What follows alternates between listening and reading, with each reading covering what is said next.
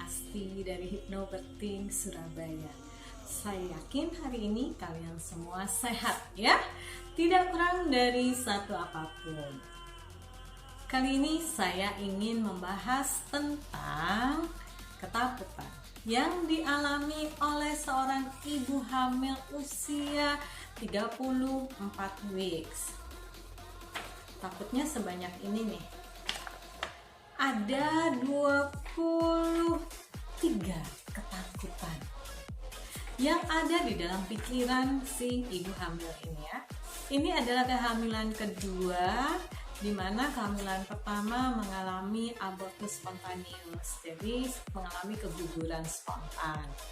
Dan kehamilan kedua ini dia sudah menunggu 7 tahun setelah pernikahannya atau setelah keguguran anak pertamanya.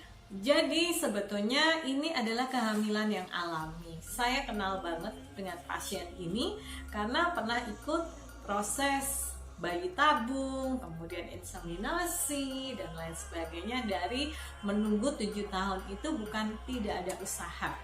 Ternyata setelah dia pasrah, setelah dia melakukan healthy lifestyle, ibu ini hamil.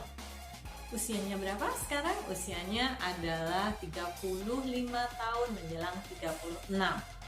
Ketakutan yang dia alami menurut saya yang ada hubungannya dengan persalinan itu cuman 1, 2, 3, 4, 5 saja. Yang lainnya adalah ketakutan dia setelah persalinan. Dan juga dia memikirkan banyak hal. Banyak sekali yang dia pikirkan.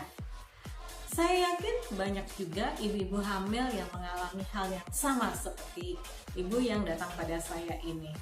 Ketika Anda tahu bahwa Anda pada saat proses persalinan, Anda itu harus rileks, Anda itu harus nyaman dengan diri Anda harus fokus kepada bayi Anda. Ketakutan-ketakutan ini bisa diminimalisir. Cuman, karena karakter setiap orang itu pasti berbeda. Ada yang memang orangnya overthinking, tapi ada juga orang yang lost. Nah, Anda ada di mana? Anda ada yang di overthinking atau Anda yang di lost.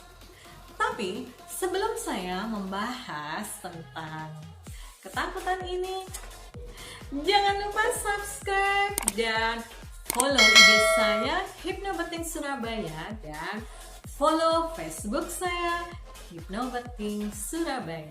Kembali kepada kasus ya. Saya paling senang belajar tentang kasus.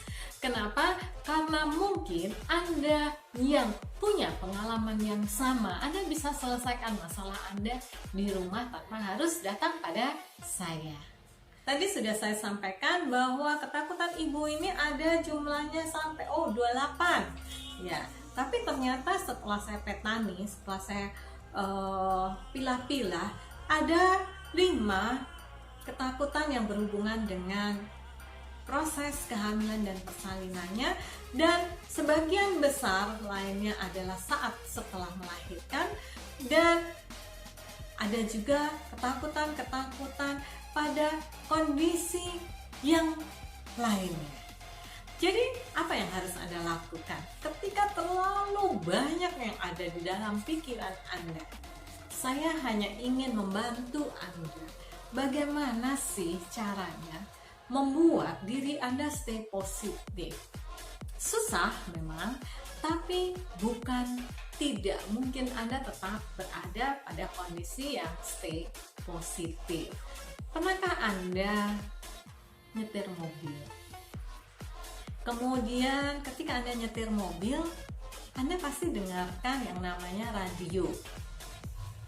Nah, saya paling suka ketika nyetir mobil, ada pilihan, ada radio, ada CD, ada juga yang Bluetooth, kan bisa USB. Nah, ketika Anda nyetir, ya, ketika Anda nyetir, kemudian Anda mendengarkan lagu. Kalau Anda nggak suka dan itu membuat mood Anda jelek, Anda kira-kira melakukan apa? Saya yakin Anda akan merubah gelombang dari radio itu. Nah, kalau Anda diamkan saja radio itu dan membuat Anda bad mood tapi Anda tetap dengarkan, maka itu adalah kesalahan dari diri Anda. Anda itu bisa merubahnya, kenapa Anda tidak merubahnya? Ya? Nah, ketika Anda merubahnya, cari kondisi yang memang menyenangkan buat diri Anda. Cari lagu-lagu yang membuat mood Anda positif. Cari lagu-lagu yang membuat mood Anda menjadi happy. Nah, saya juga ingin menggambarkan kepada Anda ketika mungkin saya adalah orang yang memang hobinya nyetir dan saya lakukan sendiri, nggak ada supir. Saya dulu dari Surabaya ke Lamongan prakteknya. Prambors itu tidak bisa sampai di Lamongan. Prambors itu hanya bisa sampai di Gresik. Perbatasan masuk ke Lamongan, Pramborsnya sudah mulai melerep, sudah mulai kacau nih. Kadang dengar, kadang enggak, kadang dengar, kadang enggak, karena splatteran dari lokal. Ya, kondisi ini bisa kita analogikan dengan kehidupan kita. Ketika Anda mendengarkan suara yang tidak enak, Anda punya hak untuk memilih mana yang paling baik buat diri Anda. Ketika Anda merasa itu tidak nyaman, ganti saja. Ketika Anda tahu itu suaranya sudah mulai blur dan kena splatteran, ya ganti. Kalau Anda nggak suka radio yang lokal, maka Anda punya kesempatan untuk menyalakan Bluetooth Anda, mendengarkan lagu-lagu yang bikin mood Anda baik.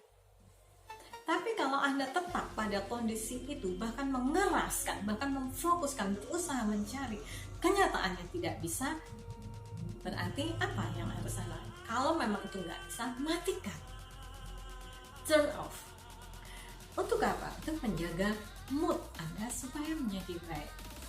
Jadi, sebetulnya solusi dari ketakutan yang dialami ibu ini, keruwetan yang ada harus dipilah-pilah. Untuk yang ini, ketakutannya terhadap proses persalinan kita akan bahas nanti. Ketakutan pada saat setelah melahirkan kita juga akan bahas nanti. Tapi ketakutan untuk masalah yang lain itu mari kita bahas supaya kamu tidak punya masalah dengan keruwetanmu. Keruwetan ini harus diurai. Keruwetan ini harus dibantu diselesaikan. Keruwetan tentang adiknya, keruwetan tentang pola asuh ibunya, keruwetan tentang om dan tantenya, keruwetan apapun harus digenahkan. Kita harus membantu seseorang, apakah ini porsinya dia atau bukan. Ketika ini adalah porsinya dia untuk memikirkan, mari kita bantu dia untuk memikirkan. Tapi kita harus membantu dia kalau ini bukan porsinya dia, ya sudah. Kita harus mulai fokus. Kita harus mencari prioritas, skala prioritas. Karena skala prioritas itu penting. Kalau Anda masukkan semuanya ke dalam pikiran Anda, maka Anda tidak tahu mana yang penting buat diri Anda. Sekarang adalah saatnya Anda hamil.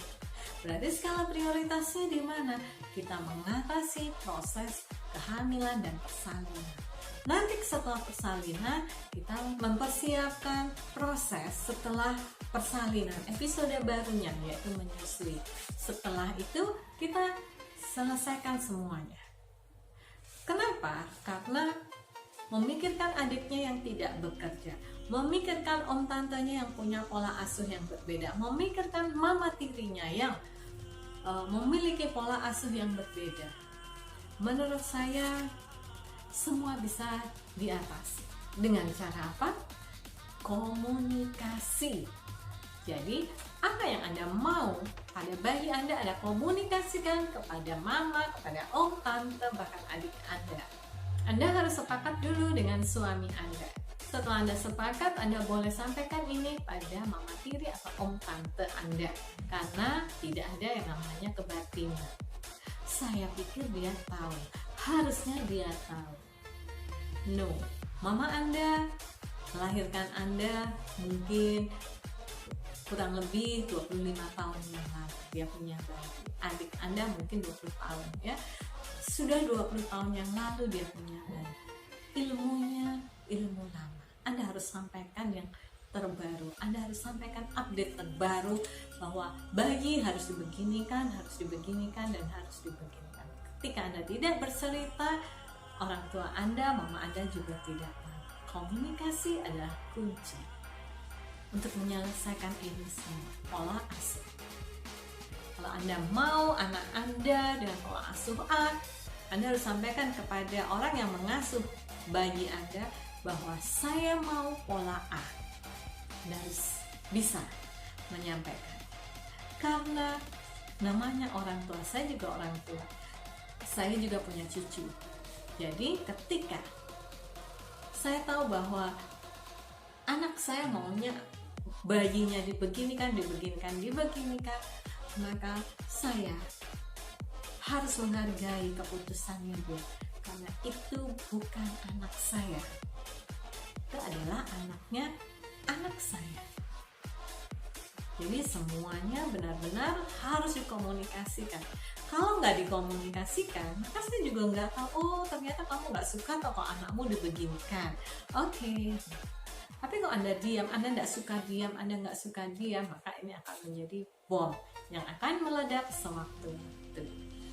Jadi semua adalah berdasarkan skala prioritas. Ketika semua bisa dikomunikasikan dengan baik, maka semua bisa selesai. Jadi ketika Anda tahu bahwa ini bukan kapasitas Anda nggak perlu memikirkan dalam-dalam, ya. Jadikan bayi Anda, jadikan kehamilan Anda sebagai prioritas. Kesimpulannya adalah bahwa ketika Anda punya ketakutan yang luar biasa, Anda harus pilah-pilah. Apakah ini memang perlu Anda pikirkan, atau mungkin ini sebetulnya bukan kapasitas Anda, supaya pikiran Anda tidak ruwet. Oke? Salam cinta, salam oksitosin. Jangan lupa subscribe dan follow IG saya Hypnobirthing Surabaya, dan follow Facebook saya Hypnobirthing Surabaya.